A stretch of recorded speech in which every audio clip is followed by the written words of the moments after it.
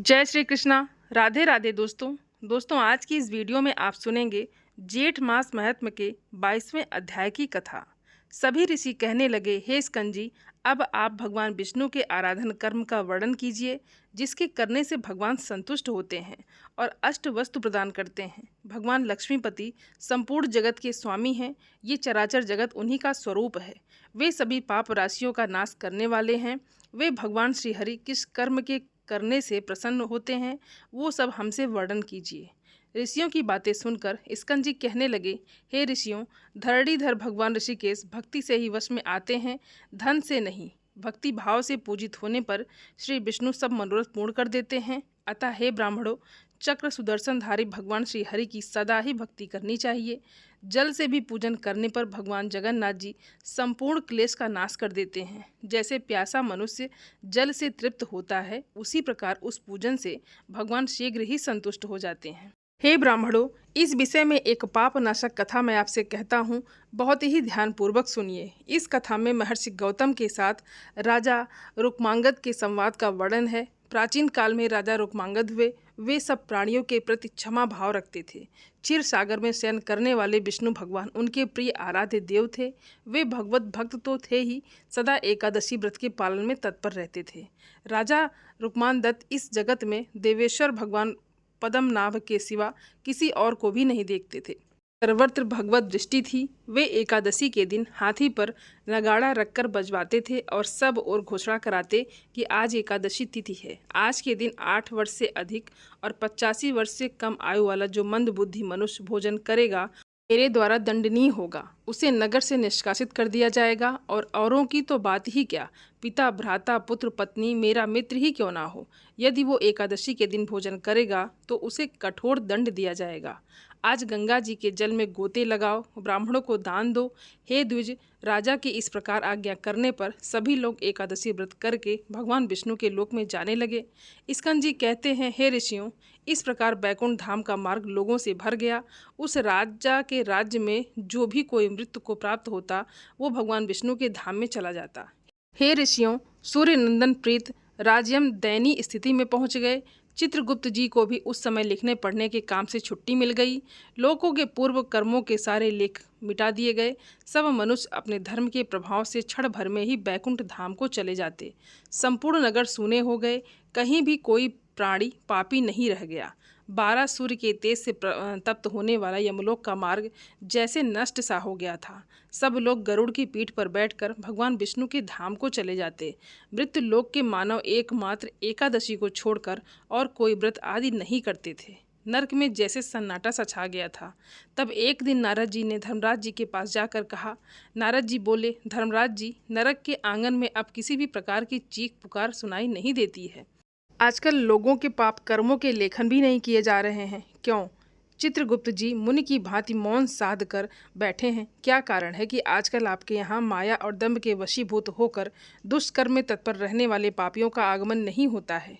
महात्मा नारद जी के ऐसा पूछने पर धर्मराज जी ने कुछ दयनीय भाव से कहा, हे नारद जी, इस समय पृथ्वी पर जो राजा राज्य कर रहा है वो पुराण पुरुषोत्तम भगवान ऋषिकेश का भक्त है। राजा रुक्मान अपने राज्य के लोगों को नगाड़ा पीट कर सचेत करता है, एकादशी तिथि प्राप्त होने पर भोजन ना करो। जो मनुष्य उस दिन भोजन करेंगे वे मेरे दंड के पात्र होंगे। अतः राजा की आज्ञा से सभी लोग एकादशी संयुक्त द्वादशी व्रत करते हैं। हे मुनिश्रेष्ठ, जो लोग किसी भी बहाने से एकादशी संयुक्त द्वादशी को उपवास कर लेते हैं, वे तहाँ और प्रलय से रहित होकर वैष्णो धाम को जाते हैं। सारांश है कि एकादशी संयुक्त द्वादशी व्रत के सेवन से सभी लोग बैकुंठ धाम को जा रहे हैं। हे नारद जी, उस राजा ने इस समय मेरे लोक के मार्ग का तो लोप सा कर दिया है, अतः मेरे लेखकों ने लिखने का काम भी बंद कर दिया है। हे महामुनि, इस समय में काठ के मृग की बात निश्चित हो रहा हूँ। इस तरह के लोकपाल पद को मैं त्याग देना चाहता हूँ।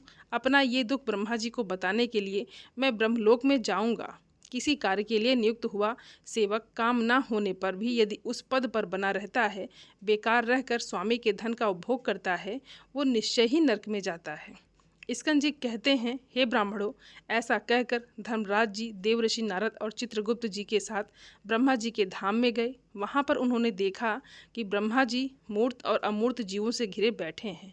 वे संपूर्ण वेदों के आश्रय जगत की उत्पत्ति के बीज और सबके पर पितामह हैं। उनका स्वतः ही प्रादुर्भाव हुआ है। वे संपूर्ण भूतों के निवास स्थान और पापों से रहित हैं। ओमकार उन्हीं का नाम है। वे पवित्र पवित्र वस्तुओं के आधार हंस और दंभ कमंडल चिन्ह से युक्त हैं। अनेकानेक लोकपाल और दिग्पाल भगवान ब्रह्मा जी की उपासना कर रहे हैं। इतिहास पुराण वेद सकारात्मक रूप में उपस्थित होकर उनकी सेवा कर रहे हैं। और उन सभी के बीच में धर्मराज जी ने लज्जा हुई नववधू की भांति प्रवेश किया। उनका मुख नीचे की ओर झुका हुआ था और वे नीचे की ओर ही देख रहे थे। ब्रह्मा जी की सभा में बैठे हुए लोग देव ऋषि नारद जी और चित्रगुप्त जी के साथ धर्मराज जी को वहां उपस्थित होता देखकर आश्चर्यचकित होते हुए आपस में बातें करने लगे। अरे क्या ये सूर्यपुत्र धर्मराज जी यहाँ पितामह ब्रह्मा जी का दर्शन करने के लिए पधारे हुए हैं? क्या इनके पास कोई कार्य नहीं है? इनको तो एक क्षण का भी अवकाश नहीं होता था। ये सूर्यनंदन यम सदा ही अपने कार्य योग में ही लगे रहते थे। फिर आज ये यहाँ पर कैसे आ गए हैं? कहीं कोई संकट तो नहीं आन पड़ा? सभी देवता लोग सकुशल तो हैं।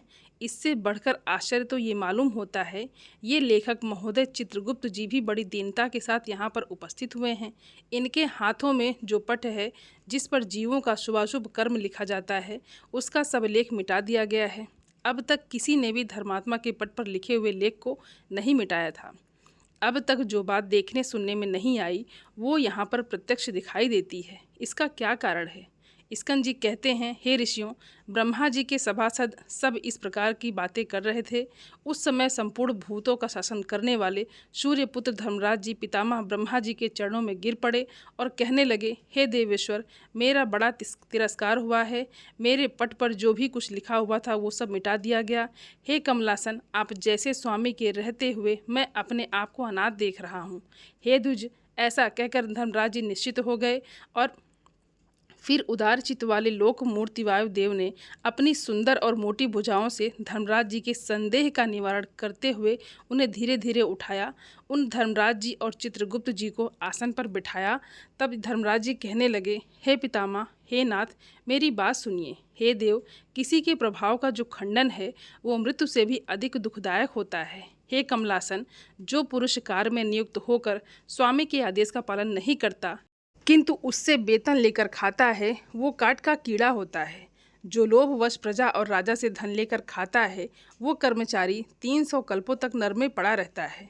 जो अपने काम बनता और स्वामी को लूटता है वो मंदबुद्धि मानव 300 कल्पों तक घर का चूल्हा होता है। जो राज कर्मचारी राजा के सेवकों को अपने घर के कामों में लगा देता है वो बिल्ली बनता है। हे देव, मैं आपकी आज्ञा से धर्मपूर्वक प्रजा का शासन करता हूँ। हे प्रभु, मैंने मुनियों और धर्मशास्त्र आदि के द्वारा जो भली भांति विचार करके पुण्य कर्म करने वालों को पुण्य फल से और पाप कर्म करने वालों को पाप के फल से संयुक्त किया है। कल्प के आदि से लेकर जब तक आपका वो दिन पूरा होता है तब तक आप ही के आदेश के अनुसार मैं सब काम करता हूँ और आगे भी करता रहूँगा। किंतु राजा रुक्मान ने मेरा महान तिरस्कार किया है। हे जगन्नाथ जी, उस राजा के भय से समुद्रों द्वारा घिरी हुई समूची पृथ्वी के लोग सर्व पाप नाशक एकादशी के दिन नहीं करते और उसी के प्रभाव से भगवान विष्णु के धाम में चले जाते हैं। वैष्णव व्रत एकादशी का पालन करने वाला पुरुष जैसी गति को पाता है वैसी गति तो किसी और को भी नहीं मिलती। एकादशी के दिन अपने शरीर में आंवले के फल का लेपन करके भोजन छोड़कर मनुष्य दुष्कर्म से युक्त होने पर भी भगवान धरणीधर की लोक में चला जाता है। अतः हे देव, अब मैं निराश हो गया हूँ। अब मैं आपके चरणों की सेवा में उपस्थित हुआ हूँ। आपकी सेवा में अपने दुख का निवेदन मात्र कर देने से आप सबको अभयदान देते हैं।